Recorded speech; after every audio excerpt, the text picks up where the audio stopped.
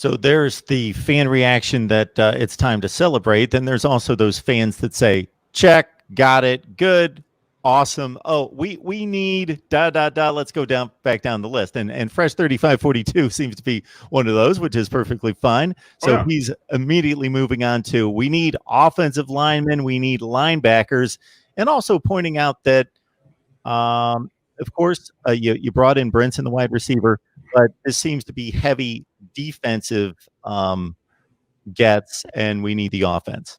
Well, I mean, we got a lot of offense last year, in this current class or the 2020 class. So, you got to balance it and say, okay, I'm not just going to go super heavy on offense again because I got a lot of guys. We signed 4 wide receivers last year. Now, that you need more than just those 4, but yeah, this is going to be more of a defensive class. So, yes, we do need offensive linemen. We are still chasing guys and hopefully looking for guys. I agree with that. Linebackers, I can take 1 or 2, depending. But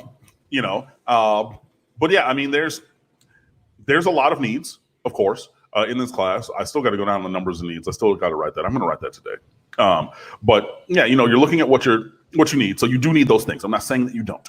But spots are limited, and then it's going to come to a place where if you want insert player here, then we're going to need to have the conversation of, okay, which one of these commitments are you going to say thanks, but I hope that you find a landing place elsewhere to create a space for this player. You know what I mean?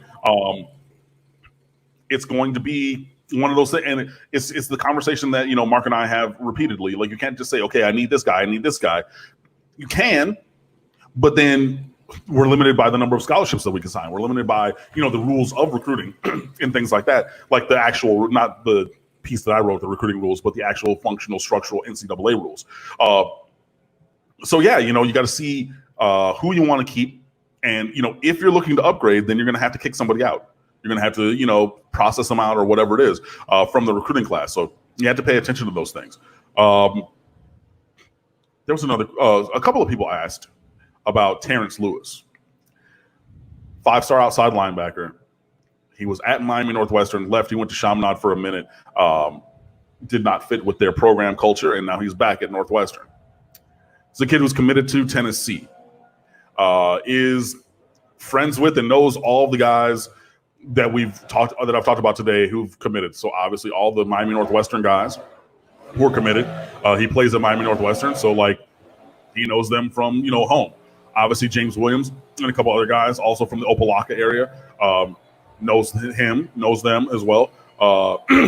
So I have heard that, and it seems to be that one Mr. Lewis has maybe some behavioral issues.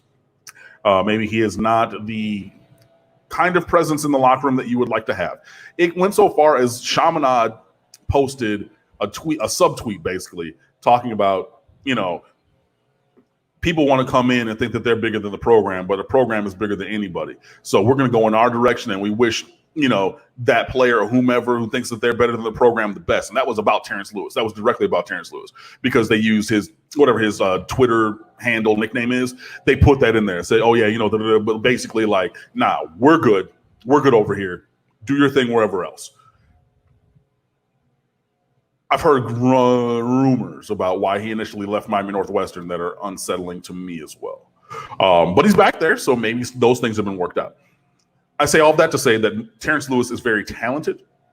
Terrance Lewis is a guy who can play at Miami, USC, Ohio State, Clemson, Georgia, anywhere.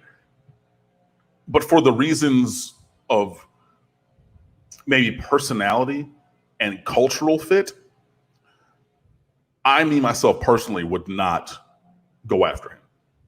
And I'm always a guy who has said, in whatever industry, I would rather have the talent, even if the talent is maybe a little bit prickly personally, and try to work it out. When I was a choir director, I lived by that. I said, I'm going to take more talented kids in my program and in the elevated advanced levels, knowing that they have this ego, knowing that they, maybe are not 100% of a culture fit, but their talent is such that I will knowingly go into this relationship knowing that, and then say, I can fix these other things because they're supremely talented.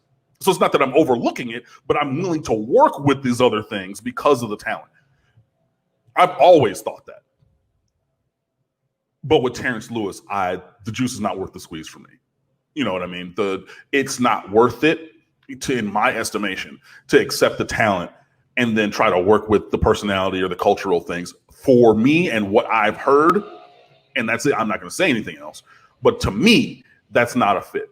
I get that other people might disagree and say, hey, Cam, you did it with your choir kids, or you said it with other recruits and things like that. So why not Terrance Lewis? We should do the same thing. It should be the same for everybody. Hey, and if you want to call me out on that, I get it. I'm not going to fight you on it. But sometimes there's exceptions to the rule. And to me, that's Terrance Lewis. And I think that he will do well at Tennessee or somewhere else. What you just addressed there is so prominent and so prevalent of the talk during NFL draft time. Just sit and watch an NFL draft for the entire weekend, and how much talk is about the character or what needs to be the football character of the young man. Right. Because obviously they've played for 3 or 4 years in college, typically at high profile programs. So the spotlight and the information involving those kind of situations has multiplied a zillion times because just of time being an element of them continuing to show character flaws for the next 3 or 4 years. Plus, on top of that, obviously, the high profile nature of where they're playing makes those type of incidents and those type of examples prevalent during NFL draft talk. But obviously, they occur at the lower levels, junior high and high school. For that to be a concern in the college football recruiting process, we just don't hear too many of those as we do 3 or 4 years later going into the NFL, and the NFL being hypersensitive about those kind of character flaws and also separating what they need of football character versus some things that they can handle not being the best of character that you or I would want to live with or live next to. Yeah, and the other thing about it is, coaches cannot talk about recruits by name in college. You know what I mean? So it's not the same, whereas in the NFL, you're talking about, okay, like, why would you give me your thoughts on Vontaze Burfict? It's like, well, where you're going to talk about that. But great example. Hey, man, and in college, but you're not going to get that because you cannot talk about recruits by name. And it's a lose-lose situation for you to talk shit about a player. You know what I mean? Because if you choose not to recruit a player, then you choose not to recruit a player, and you have another guy for that spot and say, hey, we like the guys that we got. We think that we got guys that are talented who can play here. Maybe they might take a year or two to develop. I think that we have a great cultural fit. You can say all of those things, which are tacitly saying, okay, anybody that it's kind of going, okay, if we didn't take you, then we're saying that maybe you didn't fit on this area, region, or whatever. But that player probably landed somewhere else.